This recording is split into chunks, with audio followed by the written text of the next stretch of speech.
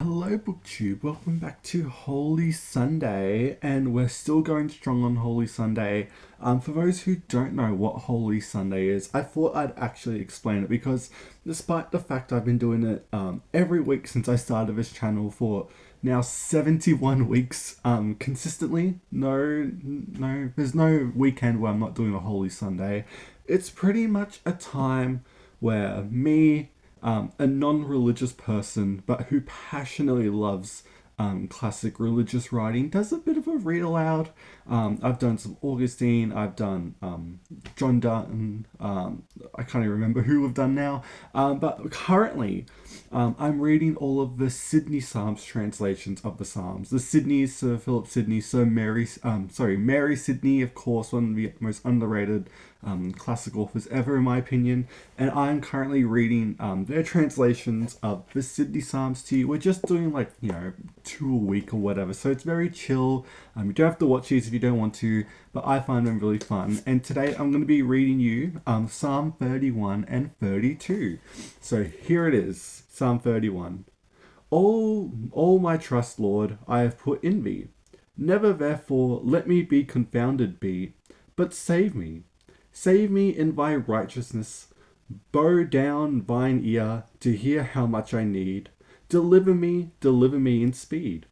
Be my strong rock, be thou my fortress. Indeed, thou art my rock, my fortress.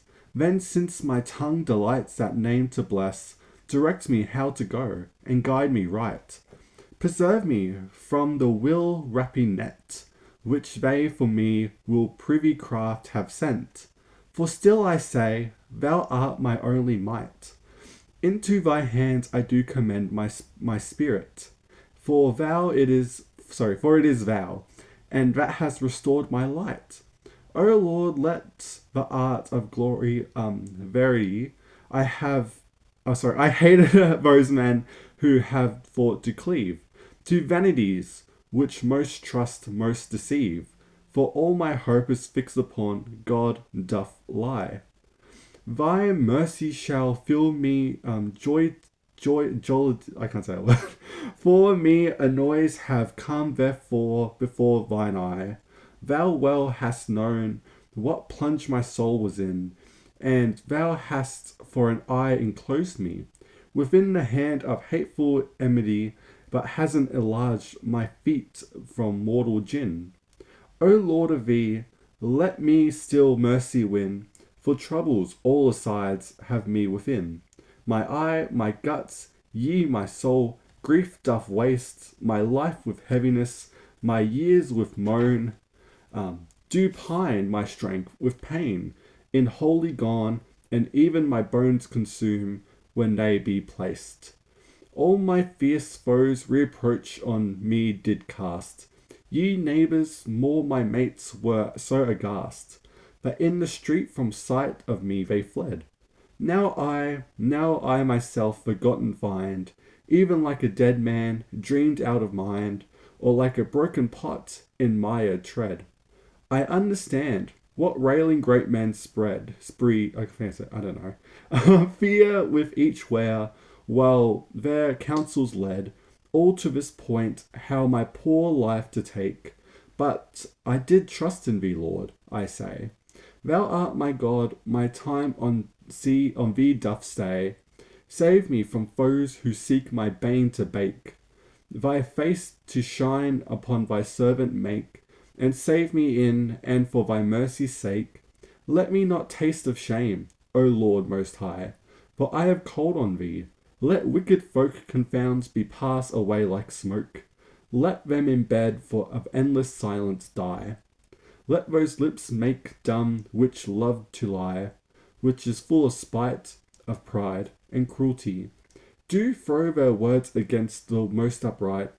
O of my grace, what endless pleasures flow, to whom fear thee, what thou hast done for those that trust in thee, even in most open sight. And when need were, from pride and privy plight, thou hast hid them, yet leaving them in thy light, from strife of tongues in thy piliers placed, then praise I do the Lord of us, who was to me more most gracious, far, far more sure than the walls of most firmly fast. Yet, I confess in the tempestuous haste, I said that I from the sight was cast.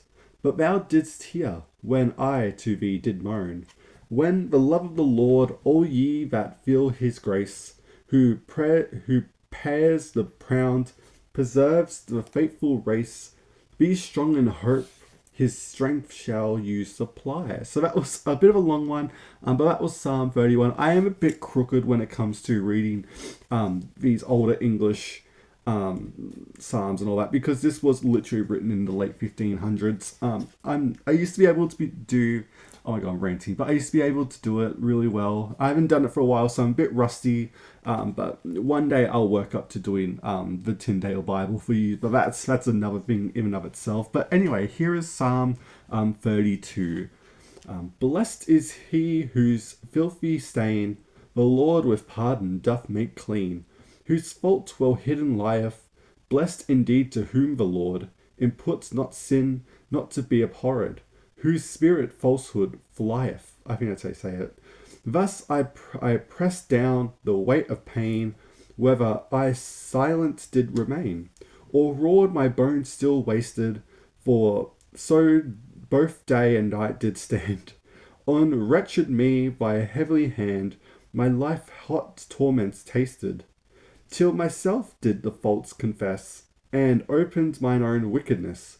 Wherefore my heart did give me, so I myself accused to God. And his sweet grace straight eased the rod, and did do pain forgive me. Therefore shall every godly one in fit time make to thee his moan, when thou wilt deign to hear him. Sure, the flood of strange streams, however they put into their claims, shall never dare to come near him. Thou art my safe and secret place, who savest me from the trouble's case, to songs and joyful biding, and whose so will introduced be.